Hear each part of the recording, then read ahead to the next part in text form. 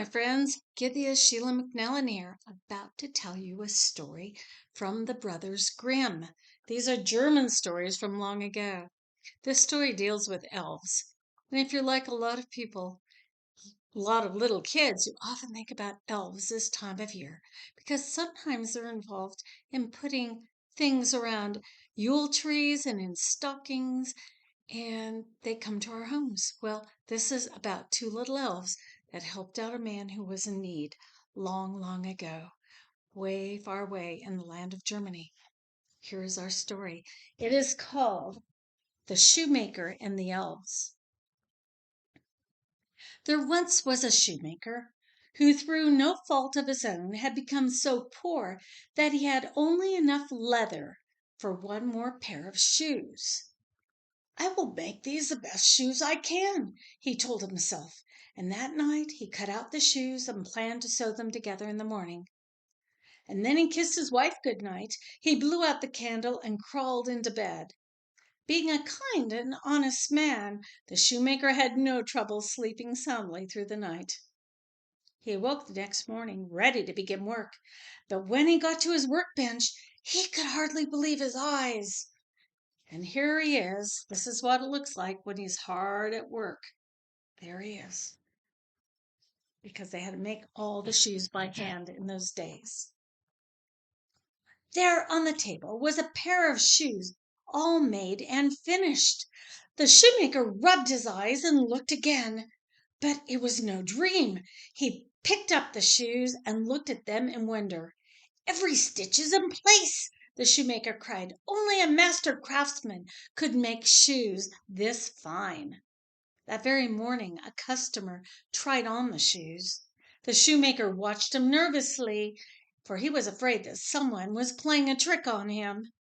"These shoes are the finest I've ever seen," said the customer, and he paid the shoemaker more than the usual price. With this money the shoemaker was able to buy enough leather to make 2 more pairs of shoes. That night he cut the shoes out to have them ready to sew together the next morning. But once again he woke to find the shoes were already sewn. They were so beautiful, just as the first pair, and they sold quickly. And with the money paid for them, the shoemaker was able to buy leather for 4 pairs of shoes. Early the next morning the shoemaker awoke to find 4 pairs of shoes finished. And so it continued to happen. After a time the shoemaker began to make a good living, and he and his wife lived quite comfortably. One evening around Christmas time, as the shoemaker sat at his bench, he looked up at his wife and he said, "If we were to stay up late tonight, we might be able to discover who has been helping us all this time." His wife agreed. She lit a candle, and the two of them hid behind some coats in the corner of the room. And here they are. Look at what happens. Oh my goodness.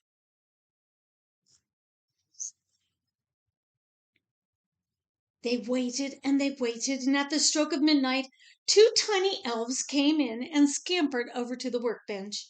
Without wasting any time, they took the shoes that had been cut out and they began to stitch, sew, hammer as quick as can be. They worked so nimbly that the shoemaker and his wife were in awe. The elves did not stop until all the shoes on the workbench were finished, and then they quickly ran off again. And here they are. This is what it looks like when they're busy working. Take a look at them. Look at their clothes. Look at their shoes. Oh, they don't have shoes. The next morning the wife said, "The little men have made us rich. We ought to show them how grateful we are." The shoemaker agreed. "But what can we do?" he asked. "Well," said his wife, "I'm sure they must be cold, for they don't have any proper clothing. I will make them little shirts and trousers and warm jackets, and then I'll knit them each a pair of long woolen socks, and you can make them each a pair of shoes." The shoemaker agreed heartily. On the night that everything was finished, He and his wife put the gifts on the workbench instead of the cut-out shoes, and then they both hid and waited for the elves to appear. At the stroke of midnight, the two little men came scampering through the door. But when they reached the workbench, they stopped and they looked down in surprise. All of a sudden, they burst into cackles of laughter and delight and began trying on their new clothes. As soon as they were dressed, they began to sing. Now that we look so fine and dandy, no more need to work and be handy. And then off they went, dancing and skipping and jumping over chairs and benches. They danced right out the door and were never seen again. But the shoemaker continued to prosper, and he and his wife lived out their days very happily. Wow. That was a nice story about friendship. The little elves helping the farmer, helping the shoemaker and his wife when they needed that. But it also tells us about a gift for a gift. The little elves had gifted the shoemaker and his wife all those shoes that they sold and were able to make money selling.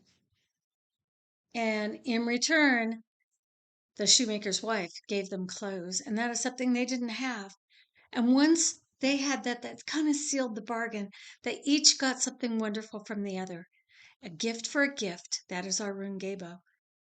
And we often think about this time of year as we head into Yule, and we're giving gifts to our families, and our families give us gifts back. And we think of gifts to the ancestors, and our ancestors return with gifts for us. And so this is a story about gift giving and being generous of spirit, and also working hard, because the shoemaker never wanted to be lazy. He always wanted to work hard and do his very best job. And so he did. He continued. After the little elves left, he continued to make shoes and be very happy in his life with his wife. And we hope those little elves are happy too. And maybe they'll come to your house this coming season. All right. I'll see you next time. Thank you for being here to listen to The Elves and the Shoemaker. Bye-bye.